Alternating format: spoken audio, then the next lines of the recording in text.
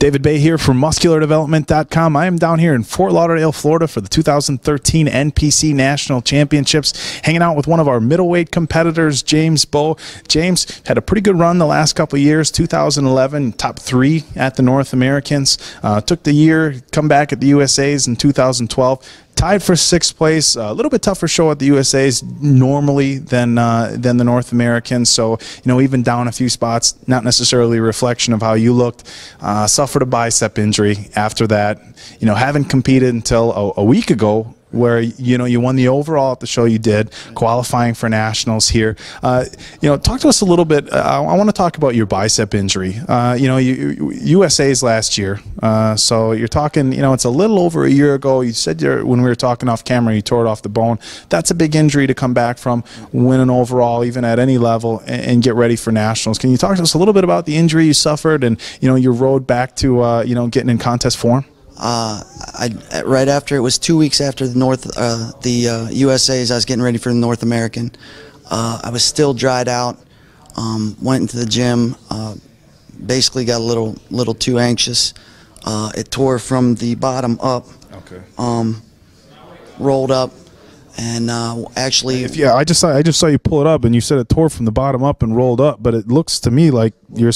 The doctor that I had do it also worked on Victor Prisk, who is an IFBB pro, so he's familiar with the aesthetics of bodybuilding and stuff like that, as far as what I wanted to do with it and where I wanted to go.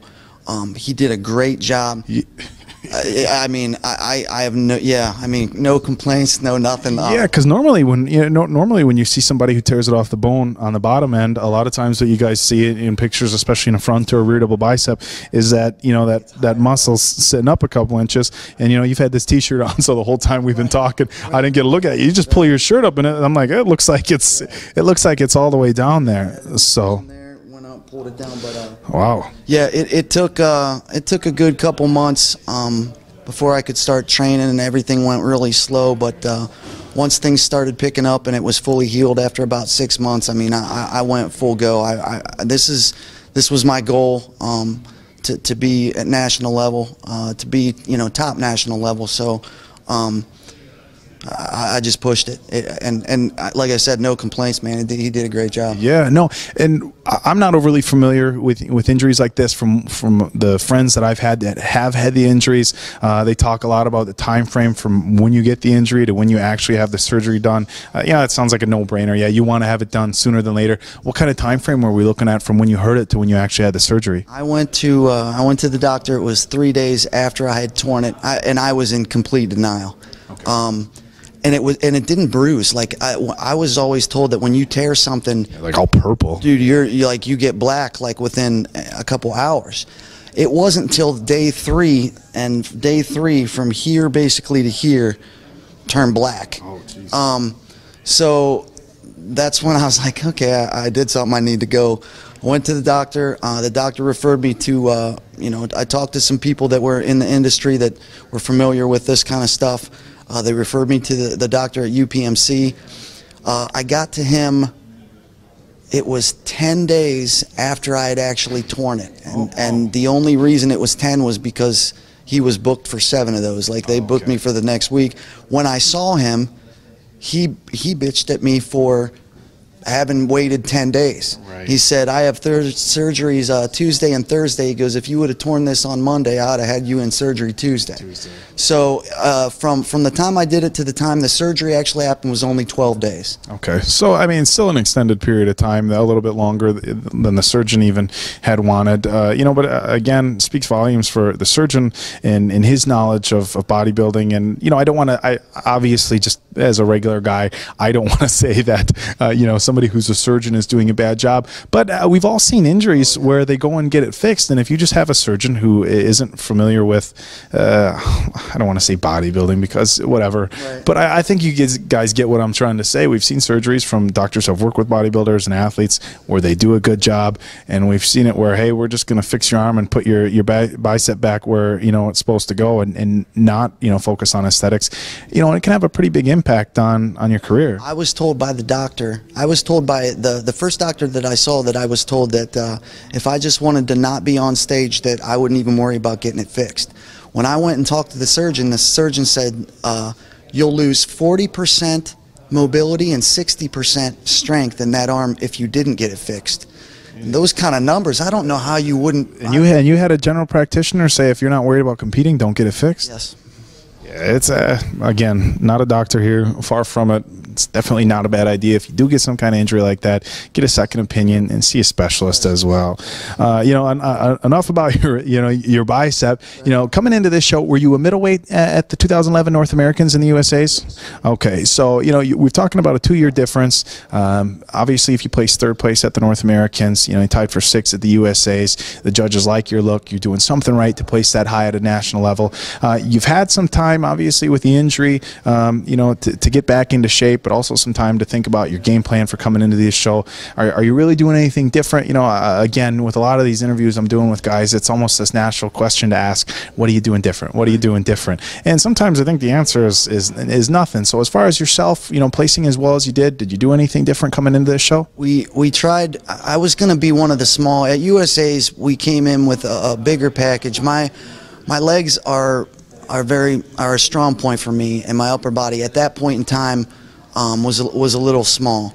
I focused a lot and have really tried to thicken up and make my chest and back bigger, thicker.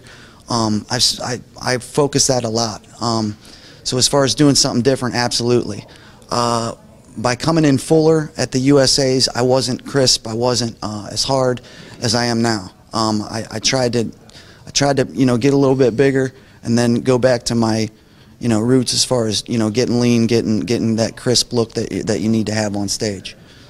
Back to, you know, like what you guys were talking about earlier, this will be the first time that my ham glute tie-in is got it dialed in. Decent. It's decent. I'll just say decent. Well, it's better than where you were at. Yeah. Oh yeah, for sure. It's this by far, it will be the best package that I've ever brought to the stage. So I'm happy with where I'm at. And you have to be, you know, and that's one thing we talk about a lot. Hey, you know, you got to come into these shows.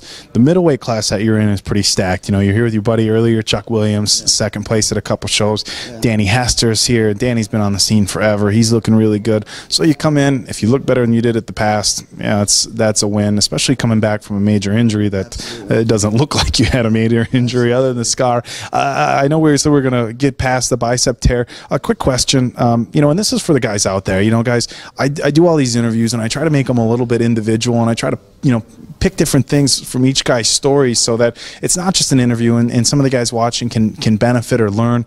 Now, when you had your bicep injury, going back to training, and you said you were doing some heavy training, trying to put some mass back on your upper body, did you have to adjust your lifts once you did get back? I mean, you said there was about a 6-month period that you had to take it easy, you really couldn't do much.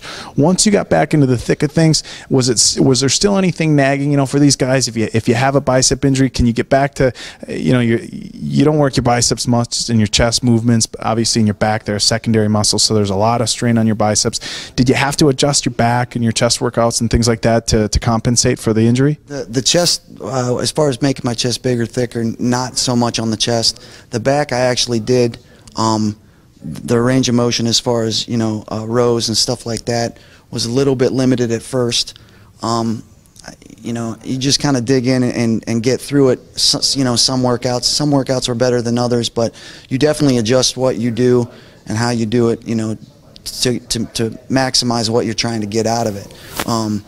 Working arms specifically, you know, after that tear, I would say just recently, we're talking maybe a month to 2 months ago, I would say I'm fully back to 100%. So even coming, you know, even once it healed and everything like that, I still, you know, as far as strength and stuff like that go, it took a while to get back to where I'm at right now. Was there anything you stayed away from, like preacher curls? I know preacher curls in a machine seem to be the worst. Preachers were fine. It was the straight bar. It was that turning that arm out. Yeah. That really, and even to this day, you know, if it rains or whatever, yeah, I'm one of those. You sound like my dad, man. My dad's got an old college football knee injury, and he will tell me with 99.9% accuracy when a storm is coming in from his old injuries. So if you guys have weather questions, James he's your guy. Yeah, well, I suppose with the weather we're having here down in Florida, it's acting up a little bit. It's been raining almost the whole time we got down here. I had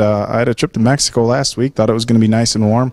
It was 60 degrees and windy. Come down to Florida, I think I'm going to have some nice weather. We had about 3 hours of sunshine, and the rain's been coming down the rest of the time. We've been here most of the week, and just yesterday and today it started coming down. So apparently I brought the bad weather with me from Wisconsin. Yeah. Sorry about that. All right, guys, we're going to wrap things up. Let James get back to what he's doing. I know, just like I've said this 50 times today, everybody else is going to go get some food in them.